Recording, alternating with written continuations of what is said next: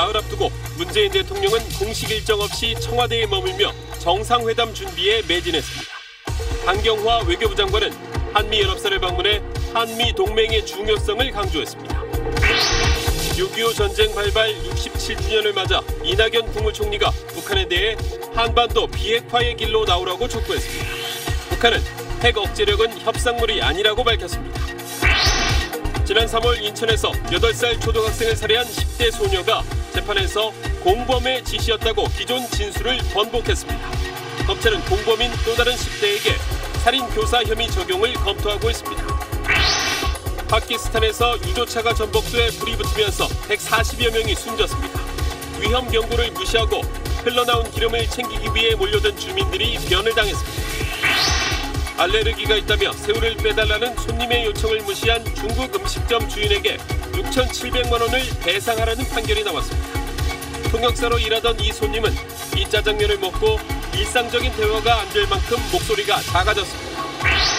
납품업체를 상대로 부당하게 대금을 깎은 현대자동차 계열사에 대해 공정위가 거액의 과징금을 부과했습니다. 김상조 공정거래위원장 취임 이후 대기업의 불공정 조치에 대해 내린 첫 번째 제재입니다. 야외 활동이 빈번한 요즘 풀밭 위를 걷거나 앉을 때 야생 진드기를 주의해야 합니다. 올 들어서만 치명적인 바이러스를 가진 진드기에 물려 7명이나 숨졌습니다.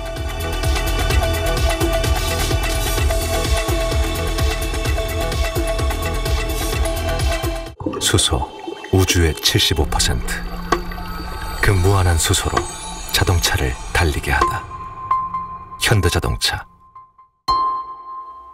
여러분 안녕하십니까? 한미 정상회담이 나흘 앞으로 다가왔습니다. 문재인 대통령은 6.25 전쟁 67주년인 오늘 한미 동맹의 중요성을 역설했습니다. 강경화 외교장관도 한미연합사를 방문해 한미 동맹을 강조했습니다. 첫 소식 이한석 기자가 보도합니다. 문재인 대통령은 6.25 전쟁 67주년을 맞아 페이스북에 6.25 전쟁은 아픈 역사라며 분단의 상처와 이산가족의 아픔은 오늘도 계속되고 있다고 밝혔습니다. 문 대통령은 이어 그럼에도 앞으로 나아가야 한다며 지금은 다시 용기와 결단이 필요한 때라고 강조했습니다. 제재와 대화 병행이라는 새 정부 대북 정책의 의지를 표현한 것으로 읽힙니다. 이어 나흘 뒤 미국에서 열릴 한미 정상회담에서 한미동맹 강화와 북핵 문제 해결을 위해 트럼프 대통령과 머리를 맞대겠다며 한미동맹을 강조했습니다. 문 대통령은 오늘 공식 일정을 잡지 않은 채 청와대 참모진들과 정상회담 준비에 집중했습니다. 예상됐던 장관 후보자 추가 인선도 발표되지 않았습니다. 한미 정상회담 핵심 의제인 북핵 문제와 사드, FTA에 대해 큰 틀에서 양국의 공감대를 형성하기 위한 협상 전략 마련에 주력한 것으로 알려졌습니다. 강경화 외교장관도 외교장관으로는 처음으로 6.25 기념일에 미 이사단을 방문했습니다. The ROK-US alliance stands at a critical juncture to address this existential threat from North Korea and to ensure durable peace and stability on the Korean Peninsula. 강 장관은 북한의 핵 미사일 위협에 맞서 공고한 한미 동맹이 어느 때보다 중요하다며 정상회담 분위기 조성에 주력했습니다. SBS 이한석입니다. 6.25 전쟁 기념식에서 이낙연 국무총리는 북한의 핵과 미사일 개발을 중단하라고 촉구했습니다. 북한도 군중대회를 열었는데 핵 억제력은 절대 포기 못한다고 주장했습니다. 이어서 강청환 기자입니다. 국군 군악대와 미 8군 군악대의 협조 속에 6.25 전쟁 67주년 기념식이 거행됐습니다. 참전용사를 비롯해 5천여 명이 자리를 함께했습니다. 이낙연 국무총리는 기념사에서 6.25 전쟁은 민족 최대 비극이었지만 우리는 비극을 기적으로 바꾸어냈다며 조국을 위해 헌신하신 분들이 합당한 예우를 받도록 노력하겠다고 강조했습니다. 이 총리는 북한이 탄도미사일 발사 등 도발 행위를 멈추지 않고 있다며 한반도 비핵화의 길로 나오라고 촉구했습니다. 북한은 6.15 공동선언과 14 남북 정상선언을 존중한다면 핵과 미사일 고도화를 멈춰야 합니다. 특히 원비어 씨 사망 사건으로 국제사회가 격분하고 있다며 억류 중인 우리 국민과 미국 시민을 석방할 것을 요구했습니다. 북한은 6.25 전쟁 발발일을 맞아 평양 김일성 광장에서 군중대회를 열고 공화국은 핵 강국이라며 핵 보유국 지위를 강조했습니다. 또 노동신문 사설을 통해 미국의 대북 적대 정책과 핵 위협이 해결되지 않는 이상 핵 억제력은 절대 포기할 수 없다고 주장했습니다. SBS 강청원입니다. 국회에서 내일부터 고위공직 후보자 6명에 대한 인사청문회가 잇따라 열립니다. 야권에서 단단히 벼르고 있는 김상곤, 송영무, 조대엽 새 후보자에 대한 검증이 어떻게 진행될지가 관전 포인트입니다. 문준모 기자가 보도합니다. 내일 한승희 국세청장 후보자를 시작으로 28일 김영록, 송영무 후보자, 29일 김상곤, 조명균 후보자, 30일 조대엽 후보자가 차례로 검증대에 오릅니다. 야권은 김상곤, 조대엽, 송영무 세 후보자를 부적격 3종 세트로 규정하고 지명 철회를 요구하고 있습니다. 이러한 국민 기반 3종 세트를 갖고 국회에서 청문회를 한다는 것은 정말 굴욕적이고 난센스라고 생각합니다. 김 후보자는 논문 표절과 측근 특혜 채용 의혹이, 조 후보자는 음주운전 전력과 경영에 관여한 회사의 임금 체불 논란이 문제입니다. 송 후보자에게는 한층 날선 검증이 기다리고 있습니다. 해군 참모총장 시절 납품비리 수사무마 의혹과 함께 퇴직 후 고액을 받고 군 로비에 관여한 의혹이 도마에 오를 전망입니다. 칼끝은 다시금 조국 민정수석으로 향했습니다. 지금이라도 대통령은 계속되는 부실 검증에 대해 조국 민정수석의 책임을 물어야 합니다. 여당은 자유한국당을 뺀 채 추경안을 처리하는 방안을 검토하고 있습니다. 그러나 청문회에서 검증해야 할 의혹이 끊임없이 터져나오면서 캐스팅 보트를 쥔 국민의당과 바른정당의 협조를 보장받을 수 없다는 게 여당의 고민입니다. SBS 문준모입니다. 을의 눈물을 닦아주겠다는 김상조 공정거래위원장의 선언 이후 공정위 행보가 빨라지고 있습니다. 가맹점주에게 광고비를 떠넘긴 혐의를 받고 있는 치킨 프랜차이즈 BBQ를 조사한 데 이어서 납품업체에 부당하게 대금을 깎은 현대위아에 강력한 제재를 내렸습니다. 보도에 한승환 기자입니다. 자동차 부품과 공작 기계를 주로 만드는 현대자동차 계열사 현대위아. 최저가 입찰로 선정된 납품업체와 추가 협상을 통해 납품 단가를 일방적으로 더 깎았다가 공정위에 적발됐습니다. 피해 업체는 17곳, 금액은 8,900만 원에 달합니다. 부품에 하자가 발생하면 납품업체에게 비용을 부당하게 떠넘긴 사실도 적발됐습니다. 현대위아의 잘못으로 하자가 발생했거나 귀책 사유가 불분명한데도 28개 납품업체가 떠안은 금액이 3,400만 원으로 조사됐습니다. 납품업체가 이의를 제기할 수 없도록 한 뒤 100% 책임지게 한 사례도 드러났습니다. 공정위는 현대위아의 이런 갑질에 대해 법 위반 금액의 3배, 최고 과징금인 3억 6천여만 원을 부과하고 이례적으로 검찰 고발을 결정했습니다.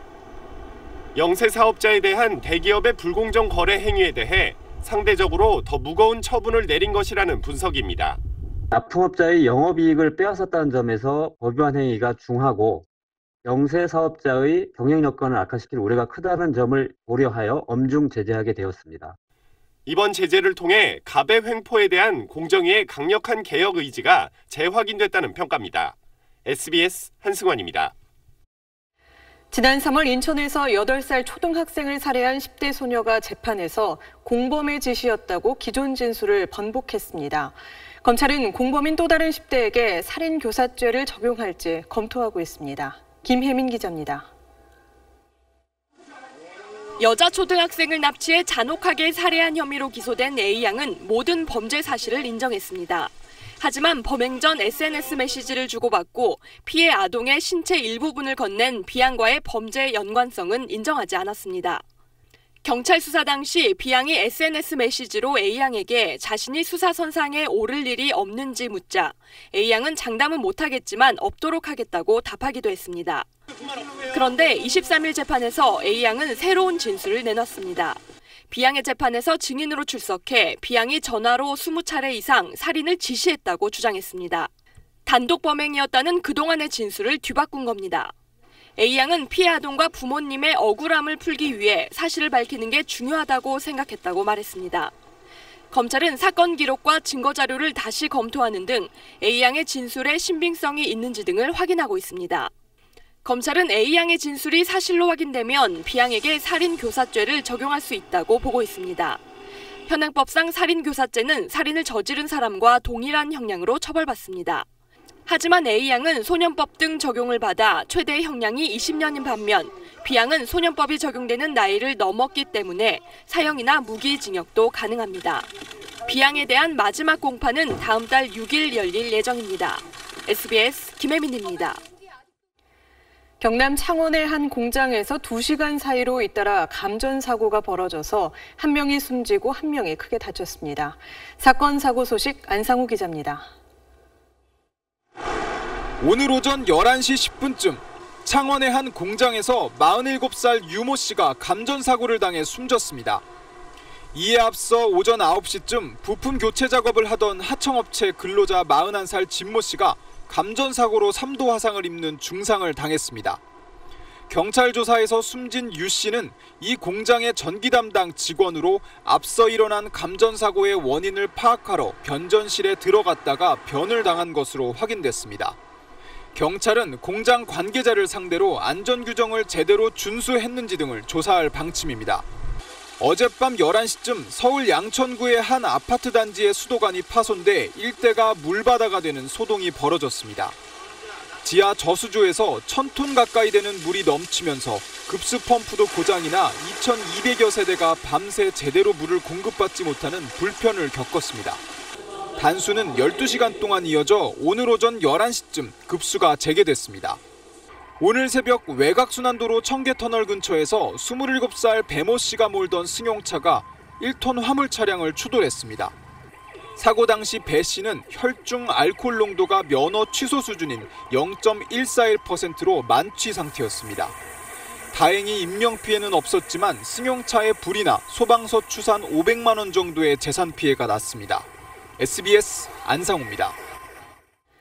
올해 들어서만 치명적인 바이러스를 가진 야생 진드기에 물려서 7명이나 숨졌습니다. 애완동물에 붙은 진드기가 사람에게 옮겨붙어 감염되는 경우도 있어서 각별히 조심하셔야겠습니다. 송인호 기자의 보도입니다. 풀밭이나 야산에 사는 작은 소 피참 진드기입니다. 거미처럼 다리가 4쌍인데 야생동물의 피를 빨아먹고 삽니다. 하얀 천으로 풀밭을 훑었더니 여기저기 참 진드기들이 달라붙습니다. 진드기들은 야생동물의 이산화탄소를 감지해서 야생동물에 이제 옮겨 붙기 때문에 이 참 진드기에 물리면 SFTS, 즉 중증열성 혈소판 감소 증후군 바이러스에 감염될 수 있습니다. 고열과 구토, 근육통 같은 증상을 동반하는데 감기나 몸살이라고 생각해 제때 병원을 찾지 않으면 합병증으로 목숨을 잃을 수 있습니다. 지난 2013년 첫 환자가 발생한 이후 4년 동안 73명이 이 진드기에 물려 숨졌습니다. 올해만도 27명이 감염돼 이 가운데 7명이 목숨을 잃었습니다. 사망자 대부분이 60대 이상 고령으로 나물 채취나 농사일 등 야외 활동을 하다가 진드기에 물렸습니다. 바이러스 질환이다 보니까 치료제가 없어요. 연세가 많고 면역력이 약하신 분들한테는 조금 위험할 수가 있어요. 최근엔 애완동물에 달라붙은 진드기가 사람에게 옮겨붙어 감염시키는 사례까지 보고되고 있습니다. 반드시 이제 집에 오셔가지고 애완동물의 몸에 그런 진드기들이 붙었는지 좀 확인하시고 있을 경우에는 이제 제거를 해서 풀숲에 들어갈 때는 가능한 긴 옷을 입어 피부가 노출되지 않도록 하고 진드기 기피제를 사용하는 것이 좋습니다. SBS 송인호입니다. 100명이 넘는 매몰자가 발생한 중국 쓰촨성 산사태 구조 작업이 제자리를 맴돌고 있습니다. 시간은 자꾸 흘러가는데 추가 생존자 소식은 아직 들리지 않고 있습니다. 베이징에서 정성엽 특파원입니다. 마을을 삼켜버린 집채만한 바위와 흙더미를 150대가 넘는 중장비들이 파헤칩니다. 3,000명이 넘는 구조원들은 맨손으로 바위를 밀어내고 삽으로 흙을 연신 파냅니다. 생명 탐지기를 동원해보고 땅바닥에 귀도 대보지만 생존자 흔적을 찾기가 쉽지 않습니다.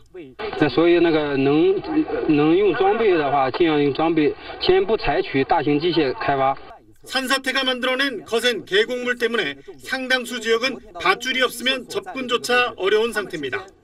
2차 산사태 우려도 높아서 감지 레이더를 설치할 정도로 현장 상황은 엎친 데 덮친 격입니다.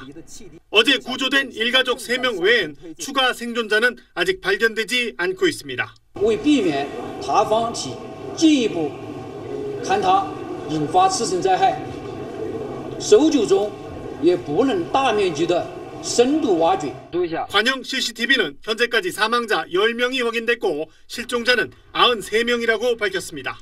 시진핑 주석까지 나서서 생존자 구조를 독려하고 있지만 이 매몰자의 생존 가능한 시간으로 알려진 골든타임 72시간은 이제 반밖에 남지 않았습니다. 베이징에서 SBS 정성엽입니다. 알레르기가 있다며 새우를 빼달라는 손님의 요청을 무시한 식당 주인에게 6,700만 원을 배상하라는 판결이 나왔습니다. 통역사로 일하던 이 손님은 알레르기 후유증으로 결국 회사를 그만뒀습니다. 류란 기자의 보도입니다. 30대 여성 A씨는 4년 전 직장 동료들과 함께 중국 음식점에서 점심 식사를 했습니다. A씨는 짜장면을 주문하면서 종업원에게 갑각류 알레르기가 있으니 새우는 넣지 말아달라고 요청했습니다. 하지만 식사 도중 음식에서 손톱 크기 정도의 새우살이 나왔고 A씨는 이를 뱉었습니다. 잠시 후 A씨는 비슷한 크기의 새우살을 또 씹었고 결국 A씨는 목이 붓고 호흡이 곤란해지는 알레르기 증상을 겪었습니다. 병원 치료를 받은 후 목이 붓는 등의 증세는 나아졌지만 작고 쉰 목소리가 나왔고 급기야 복통에도 시달렸습니다. 통역사인 A씨는 지속적인 치료에도 불구하고 목소리가 제대로 나오지 않아 일상적인 대화가 어려운 지경이 됐고 결국 회사를 그만뒀습니다. A씨는 음식점을 상대로 1억여 원의 손해배상 청구 소송을 제기했습니다. 법원은 음식점 측이 A씨에게 6,700만 원을 배상하라고 판결했습니다. 재판부는 음식점이 A씨에게 갑각류 알레르기가 있다는 사실을 미리 들었기 때문에 각별히 주의해야 할 의무가 있다고 판시했습니다. 다만 A씨가 처음 새우를 발견하고도 식사를 이어가 증상이 악화된 것으로 보인다며 A씨의 책임도 40%가 있다고 봤습니다. SBS 유란입니다. 멀쩡하게 장사하던 가게 출입구 앞에 커다란 창고가 들어서고 사람 키보다 높은 벽이 생긴다면 어떻게 하시겠습니까? 최근 새롭게 단장한 대형 쇼핑몰에서 벌어진 일입니다. 무슨 사정인지 김정우 기자가 취재했습니다. 김모 씨는 7년째 같은 자리에서 전자제품 매장을 운영하고 있습니다. 그런데 지난달 말 갑자기 들어선 의류 창고 때문에 매장 절반이 가려졌습니다. 에스컬레이터에서 내리자마자 보였던 조명 가게 앞에는 2m 높이의 판이 세워졌습니다. 들어오는 입구도 막았고 그래서 여기는 일종의 외로운 섬 독도식으로 하나의 그 섬을 만들어 놓고 1층 부동산 중개업소는 안팎으로 높은 벽에 둘러싸였습니다. 우리 사무실을 찾아오기 위해서 엘리베이터를 탔는데 못 찾겠다. 서너 번 전화 통하다가 그냥 되돌아갔어요, 우리 손님이. 모두 쇼핑몰을 리모델링하면서 벌어진 일입니다. 상인들을 대표해 쇼핑몰 운영을 돕는 관리단은 이른바 목 좋은 곳을 분양받아 영업해온 상인들에게 재작년부터 제안을 하나 했습니다. 매장 영업권을 관리단에 넘기면 매달 임대료를 주겠다는 거였습니다. 하지만 상인 10명은 약속한 임대료가 매장 운영 수익의 절반 수준이라면서 국세청 세금 계산서도 보여주며 제안을 거절했습니다. 이런 상황에서 지난달 말 쇼핑몰 인테리어 공사가 끝났는데 유독 관리단의 제안을 거절한 매장에만 각종 벽이 생긴 겁니다. 관리단은 고의성은 없었다고 합니다. 그 업체의 인테리어 컨셉이라는 게 있는 거예요. 그걸 쫓아가는 거니까 저희가 그걸 알고 저희가 그걸 막은 것도 아니고 안 보이게 한 것도 아니고. 하지만 상인들은 영업방해로 관리단을 고소하겠다며 법적 다툼을 준비하고 있습니다. SBS 김정우입니다.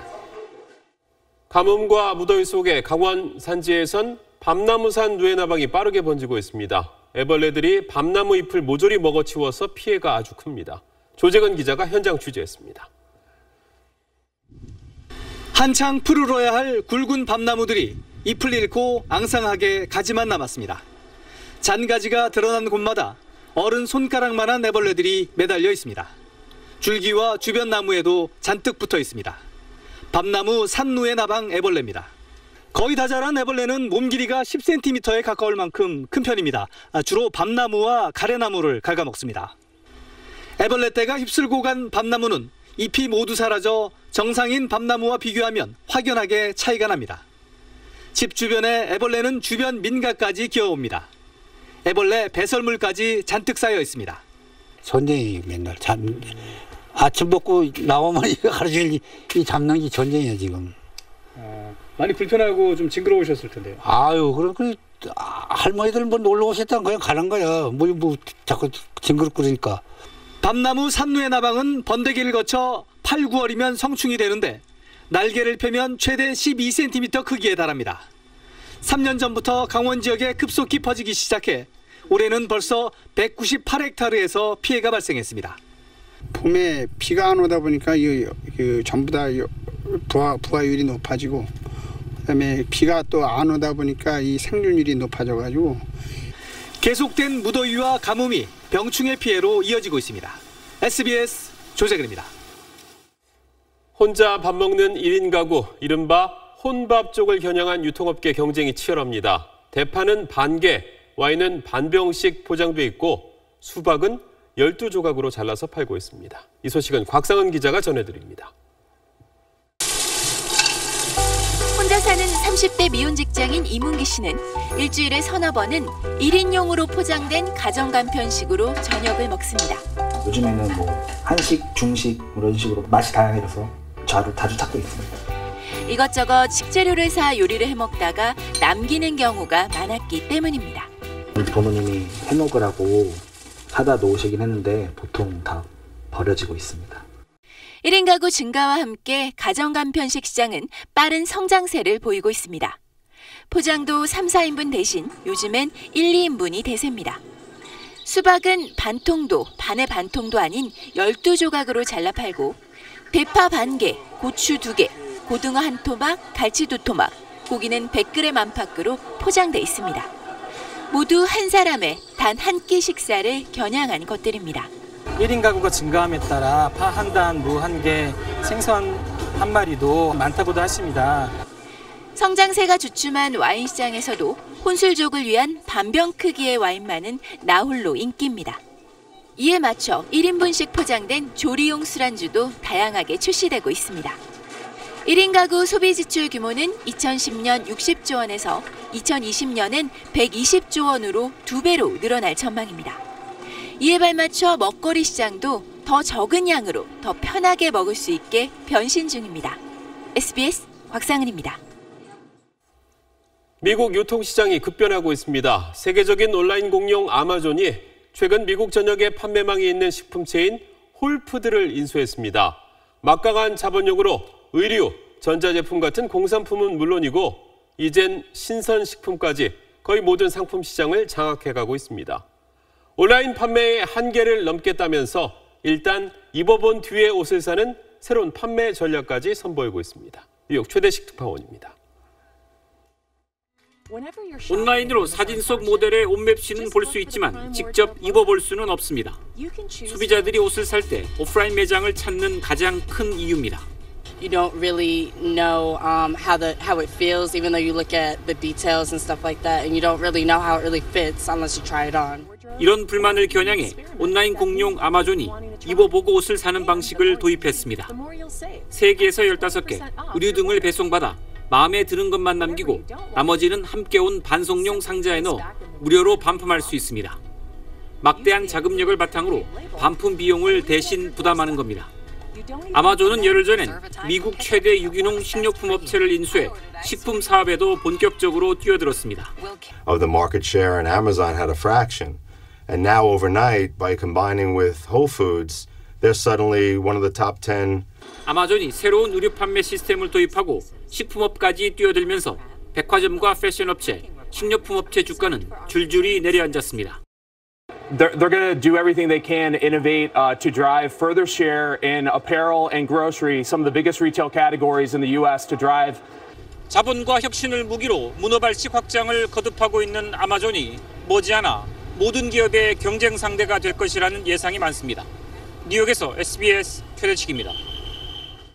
전자상거래 시장이 이렇게 폭발적으로 성장하면서 기존 쇼핑몰들은 줄줄이 문을 닫고 있습니다. 쇼핑몰 천국이란 미국의 유통 지도가 완전히 바뀌고 있는 겁니다. 이어서 로스앤젤레스 정준영 특파원입니다. 미국 동부의 한 대형 쇼핑몰입니다. 대부분 가게들이 문을 닫고 손님들의 발걸음도 끊겨 유령 매장처럼 썰렁하기만 합니다. 쇼핑몰에 입점한 가게 118곳 가운데 24곳만 겨우 남아 문을 연 상태입니다. It saddened me because I had to leave $2,000 of mirrors there and all the improvements. I mean, it was very expensive. 쇼핑몰은 그동안 미국의 상징적 생활 공간이었지만 이제는 앞날을 걱정해야 할 상황입니다. 미국 서부 로스앤젤레스 근처에서 60년 넘게 영업을 해오던 한 쇼핑몰입니다. 보시는 것처럼 유명 백화점들 가운데 한 곳인 메이시스가 입점해 있었지만 매출이 크게 떨어지면서 최근 문을 닫고 말았습니다.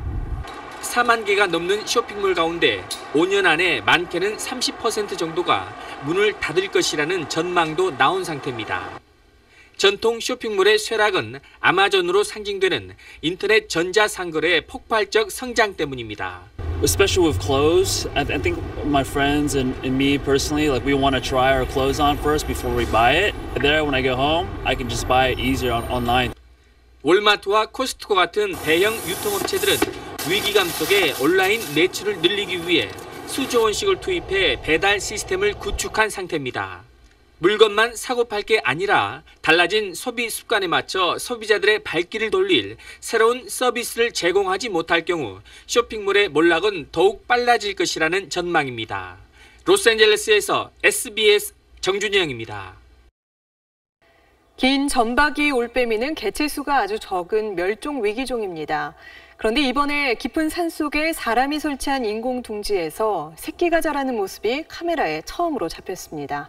장세만 기자입니다. 소나무로 만든 인공 둥지입니다.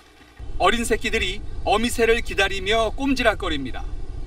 뒤이어 둥지에 나타난 어미새, 멸종 위기종인 긴점박이 올빼미입니다. 활동량이 떨어지는 낮엔 올빼미 가족은 꼼짝 않고 둥지에 머무릅니다. 낮에는 나무에서 쉬고 어두울 때 먹이 활동을 하는 야행성으로 쥐나 양서류, 파충류 등을 주 먹이원으로 삼습니다. 태어난 지 2달 정도 된 새끼들은 이제 몸집이 제법 불었습니다. 강원도 오대산에 인공 둥지를 설치한 지 7년 만에 찾아온 반가운 손님입니다. 긴점박이라는 이름은 깃털마다 기다랗게 생긴 점이 있다고 해서 붙은 이름입니다. 개체수가 극히 적은 데다 어떻게 번식하는지 생태 습성도 거의 알려지지 않은 멸종 위기종입니다. 10여 년 전만 해도 겨울철새인지 국내 텃새인지 학계에서도 의견이 분분했습니다. 텃새인지 철새인지 논란이 많았는데 오대산 인공둥지에서 부화한 것이 확인된 만큼 국내 텃새라는 사실이 더욱 분명해졌습니다. 다행히 2010년 이후 강원도의 울창한 산림 지역에서 때때로 모습을 드러내 개체수가 늘어날 거라는 기대를 낳고 있습니다. SBS 장세만입니다. 6.25 전쟁에 참전했던 미군 용사들이 한국을 다시 찾았습니다. 이들은 한국이 민주주의 국가로 성장한 모습을 보며 자신들의 희생이 헛되지 않았다고 말했습니다. 안정식 기자가 보도합니다. 미 해병 1사단 상병으로 인천 상륙작전과 흥남 철수작전에도 참가했던 제임스 길리스 씨. 올해 87살의 길리스 씨가 6.25 전쟁 이후 처음으로 한국을 다시 방문했습니다.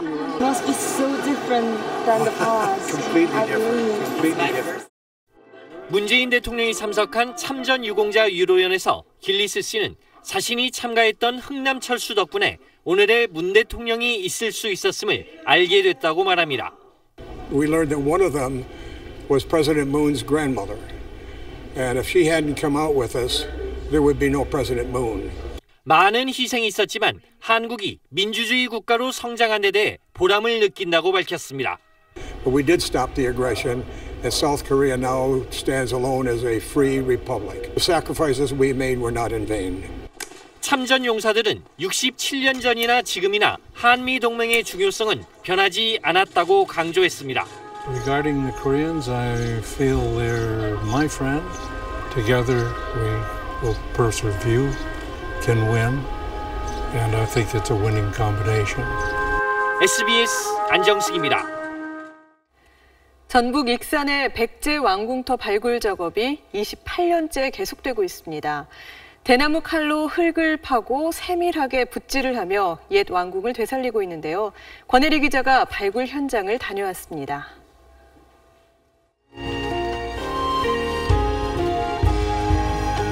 서동의 주인공 백제 모왕이 수도를 옮기려고 지었다는 기록이 남아있는 17세기 왕궁터입니다. 2015년에 유네스코 세계유산으로 지정됐습니다. 1989년 시작된 발굴은 지금도 진행 중입니다. 발굴 조사 자체는 파괴거든요. 그럼 20년 이상 발굴해야 되지 않을까. 아직 밝혀내야 될 부분이 많습니다. 지금 발굴 작업이 진행되고 있는 구역은 400제곱미터, 120평 정도입니다. 모두 손으로만 작업할 수 있기 때문에 이 정도 면적을 살펴보는 데만 보통 2주에서 한 달 정도 걸립니다. 처음에만 곡괭이를 쓰고 유적이 드러나기 시작하면 홈이나 흑손처럼 작은 도구를 써야 합니다. 폐허 위로 1300년 전 신도시의 흔적이 드러납니다. 지금 여기가 이제 문입니다, 문. 그러니까 여기가 출입하는 통로였죠. 저 교회 첨탑, 그쪽이 제석사지입니다. 바로 이어지는 길이 연장되어 있었을 것으로. 유물이 보이면 대나무 칼로 흙을 파고 마지막엔 붓으로 살살 쓸어 노출시킵니다. 이렇게 공들여 수도 서울을 뜻하는 수부자가 새겨진 기와 등을 발견했습니다. 인근 미륵사지 석탑 서탑은 16년째 복원 중입니다. 2년 만에 졸속으로 복원해 가치를 인정받지 못하고 있는 동탑의 전철을 밟지 않기 위해 정성을 쏟고 있습니다. 일제강점기에 덧붙여 놓은 콘크리트를 조심스럽게 떼어내는 데만 4년이 걸렸습니다. 지금 한창 보수 작업 중인 미륵사지 석탑의 4층 부분입니다. 원래 탑에 있던 돌들을 최대한 그대로 살리고 전통적인 방식에 기초해서 손으로 조립하고 있습니다. 탑 한가운데를 기준 삼아 사방의 균형이 맞도록 쌓아 올리는 겁니다. 수많은 돌들이 조합이 돼서 혀를 이루고 층을 이루고 있습니다. 균형과 안정성을 확보하기가 상당히 어렵습니다. 부서진 옛돌에 감쪽같이 새 돌을 덧붙이는 기법은 외국에서 견학올 정도로 유명해졌습니다. 서탑에 있을 때는 국보 11호였잖아요. 안 쓰기로 결정을 하면 이 친구가 하찮은 돌로 변할 수 있는 거예요. 무리한 상상을 덧붙이지 않고 6층 일부까지만 복원하는 서탑은 올해 안에 그 모습을 드러낼 예정입니다. SBS 권혜리입니다. 한국 육상 단거리의 간판 김구경 선수가 남자 100m에서 10초 13의 기록을 세우며 2년 만에 자신의 한국 신기록을 갈아치웠습니다. 이성훈 기자입니다. 김구경은 100m 준결승에서 중반부터 무서운 스퍼트를 펼쳤습니다. 경쟁자가 없었지만 기록 단축을 위해 이를 악물고 뛰었습니다. 최종 기록은 10초 13. 2년 전 자신이 세웠던 종전 한국 기록을 0.03초 앞당겼습니다. 김구경은 결승에선 더 빨리 달려 10초 07 만에 골이 냈지만 뒷바람이 공인 기준인 초속 2m보다 세게 불어 공식 기록으로 인정받지 못했습니다. 2010년 100m 한국 기록을 31년 만에 갈아치웠던 김구경은 이후 4번이나 한국 기록을 단축하며 세계선수권 출전 기준에도 0.01초 차로 접근했습니다. 훈련 내용이 굉장히 좋았고 그렇기 때문에 올해 코리아오픈 때 충분히 기록 낼 수 있을 것 같아요. 프로야구 SK의 간판 스타 최정혜, 7살 터울 동생인 내야수 최항이 생애 처음으로 1군에 승격해 형과 함께 출전했습니다. 같은 팀의 형제가 함께 출전한 건 1993년 빙그레의 지화동 지화선 형제 이후 24년 만입니다. 최항은 2회 데뷔 타석에서 1타점 2루타를 쳤고 최정은 3회 시즌 26호 솔로 아치를 그려 홈런 단독 선두를 질주했습니다. SBS 이성훈입니다. 국내 여자 골프에서 5주 연속으로 지현이란 이름의 선수가 우승하는 진풍경이 벌어졌습니다.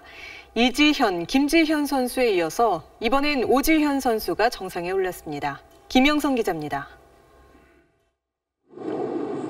한타차 선두로 최종 라운드에 나선 오지현은 경쟁자들이 추격해 올 때마다 버디를 잡아내며 빈틈을 보이지 않았습니다. 10번 홀에서는 버디 퍼트가 홀을 한 바퀴 돌고 들어가는 행운도 따랐습니다. 공이 러프나 벙커에 들어가도 전혀 흔들리지 않았습니다. 오히려 정교한 어프로치와 퍼트로 동반자들의 추격 의지를 꺾어버렸습니다. 보기 없이 버디만 3개를 추가한 오지현은 합계 16언더파로 김민선, 장은수, 김지영 등 2위 그룹을 2타 차로 제치고 시즌 첫 승을 신고했습니다. 지난해에 이어 2년 연속 같은 대회 정상에 오르며 통산 3승을 기록했습니다. 우승 상금은 1억 4천만 원입니다. 일단 1승을 시작했기 때문에 이제 여기에 자만하지 않고 2승, 3승 하도록 더 열심히 해서 좋은 모습 보여드리도록 하겠습니다. KLPGA 투어는 이원 체리티 오픈의 이지현을 시작으로 동명이인 김지현과 오지현까지 최근 5주 연속 지현이란 이름의 선수가 우승하는 진기록을 이어갔습니다. 3주 연속 우승에 도전했던 한국여자오픈 챔피언 김지현은 8언더파 공동 10위로 대회를 마쳤습니다. SBS 김영성입니다.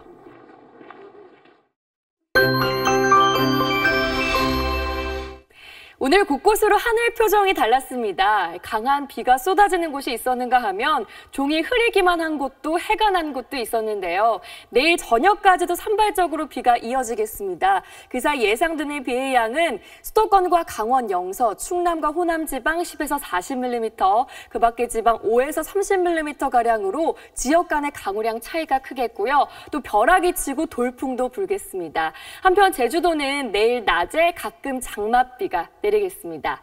내일은 오늘보다는 기온이 약간 더 내려갑니다. 서울 낮 기온 27도, 대구 28도 등으로 전국이 30도 이하에 머물겠습니다. 내일 아침 출근길에도 우산 꼭 챙기셔야겠고요. 아침에는 해안과 일부 내륙을 중심으로 안개가 끼겠습니다. 또 당분간 바닷물의 높이가 높아서요. 침수 피해 입지 않도록 계속 조심하셔야겠습니다. 내륙 지역의 장마는 다음 달 초에 시작될 것으로 보입니다. 날씨였습니다. 13만 이상가족 상봉 신청자 가운데 생존해 계신 분들은 이제 절반도 안 되는 6만 명 정도입니다. 6.25 전쟁 발발 67주년을 맞아서 오늘 여러 행사가 있었습니다만 이상가족들에겐 피마르는 하루가 다시 지났을 뿐입니다. 그 어떤 행사보다도 이상가족들의 만남이 먼저 이루어졌으면 좋겠습니다. 뉴스 마치겠습니다. 고맙습니다.